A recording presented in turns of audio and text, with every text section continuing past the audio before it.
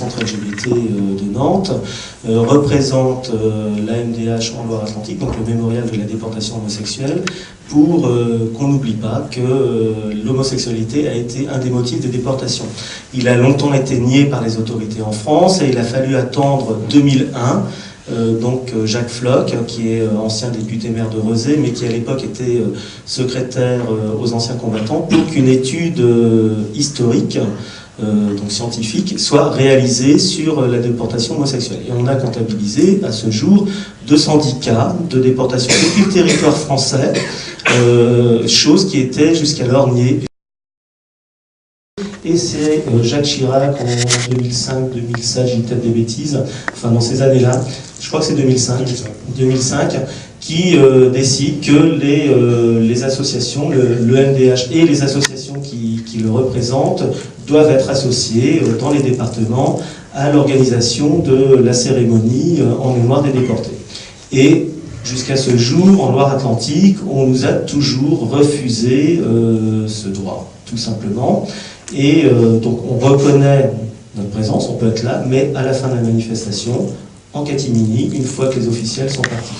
Donc les officiels, c'est la préfecture, le préfet, puisque les élus, heureusement, viennent toujours nous voir à la fin, ils sont présents au moment où on dépose ce triangle rose. Donc nous, on demande toujours à être associés à l'organisation de la manifestation. On souhaite que dans l'idéal, il y ait une seule gerbe de déposer en mémoire de tous les déportés et que les motifs de la déportation soient cités pour qu'on n'oublie pas, pour qu'aucun motif de déportation ne sombre dans l'oubli.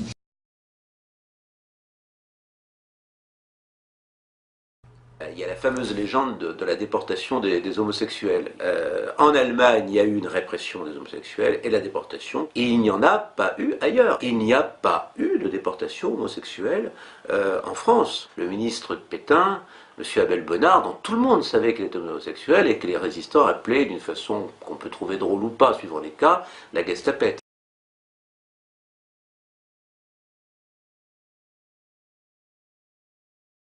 Attention, parce que le cas est très intéressant. Enfin, moi, je ne vais pas cracher dans la soupe, parce que grâce à lui, on a vendu beaucoup de livres.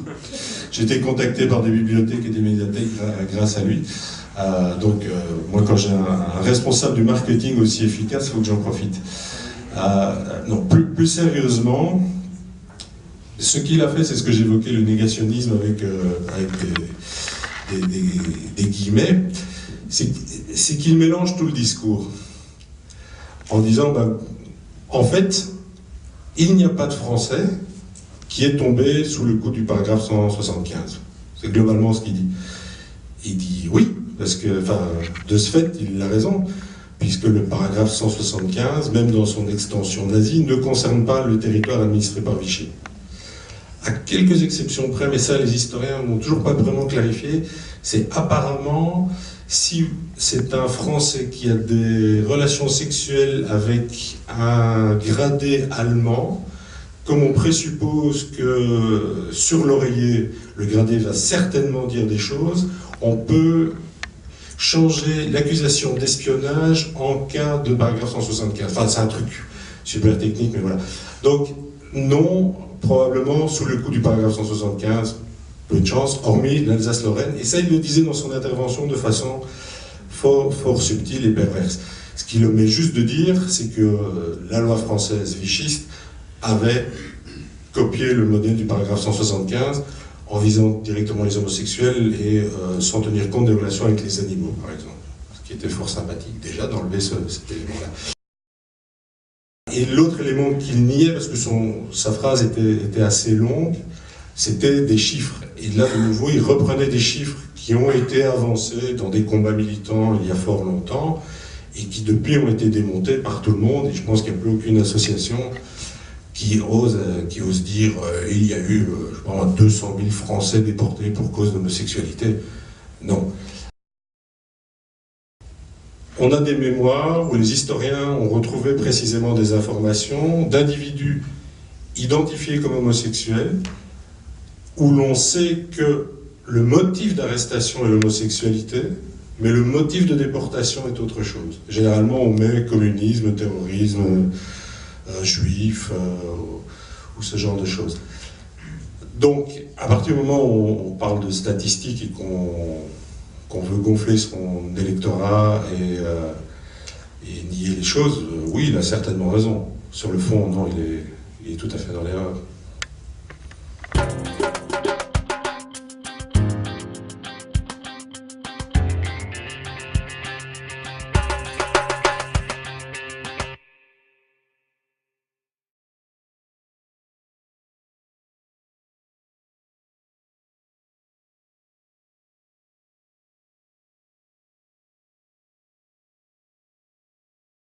Donc les officiels, c'est la préfecture, hein, le préfet, puisque les élus, heureusement, viennent toujours nous voir à la fin, ils sont présents au moment où on dépose ce triangle rose. Donc nous, on demande toujours à être associés à l'organisation de la manifestation. On souhaite que dans l'idéal, il y ait une seule gerbe de déposer en mémoire de tous les déportés et que les motifs de la déportation soient cités pour qu'on n'oublie pas, pour qu'aucun motif de déportation ne sombre dans l'oubli.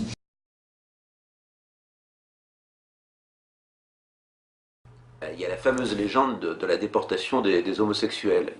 En Allemagne, il y a eu une répression des homosexuels et la déportation, et il n'y en a pas eu ailleurs. Il n'y a pas eu de déportation homosexuelle en France. Le ministre Pétain, M. Abel Bonnard, dont tout le monde savait qu'il était homosexuel et que les résistants appelaient d'une façon qu'on peut trouver drôle ou pas, suivant les cas, la Gestapette.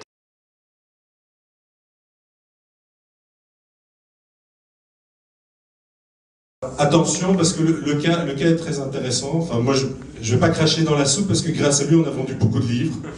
J'ai été contacté par des bibliothèques et des médiathèques grâce à lui.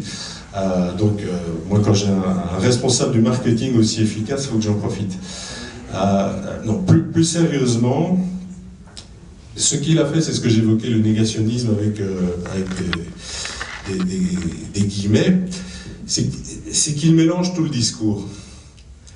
En disant, en fait, il n'y a pas de Français qui est tombé sous le coup du paragraphe 175. C'est globalement ce qu'il dit.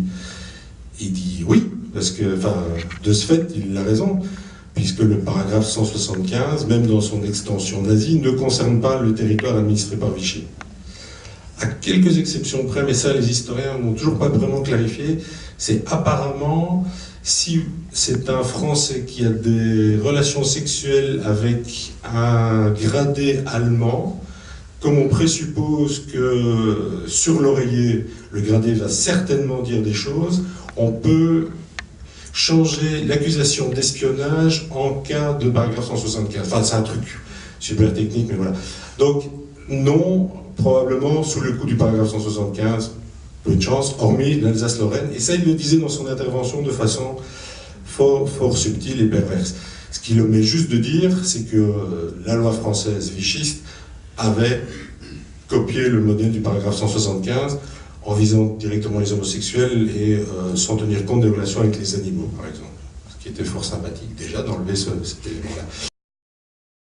Et l'autre élément qu'il niait, parce que sa phrase était assez longue, c'était des chiffres. Et là, de nouveau, il reprenait des chiffres qui ont été avancés dans des combats militaires. Tout le monde savait qu'il était homosexuel et que les résistants appelaient d'une façon qu'on peut trouver drôle ou pas, suivant les cas, la Gestapette.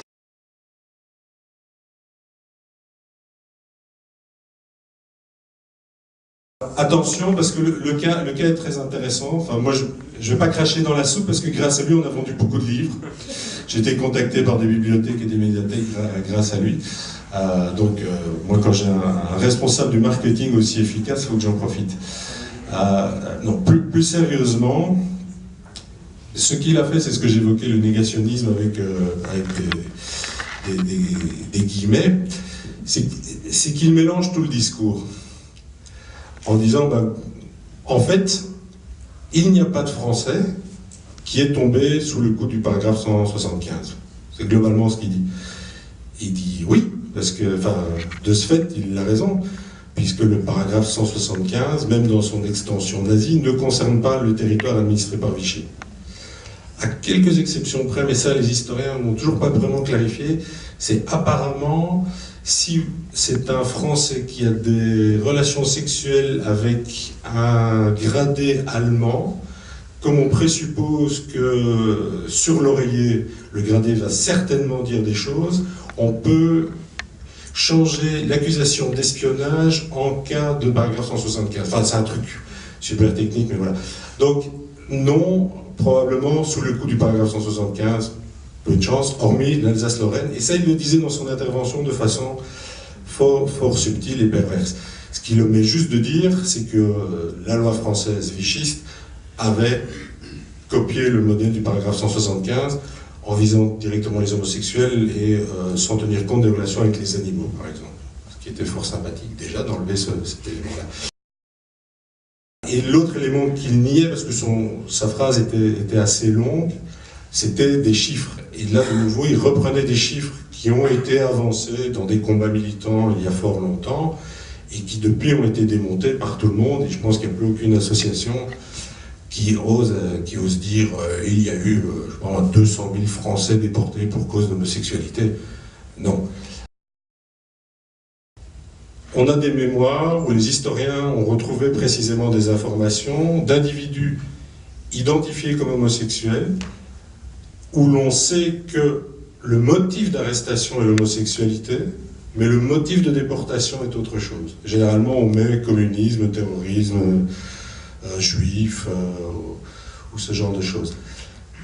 Donc, à partir du moment où on parle de statistiques et qu'on veut gonfler son électorat et nier les choses, oui, il a certainement raison. Sur le fond, non,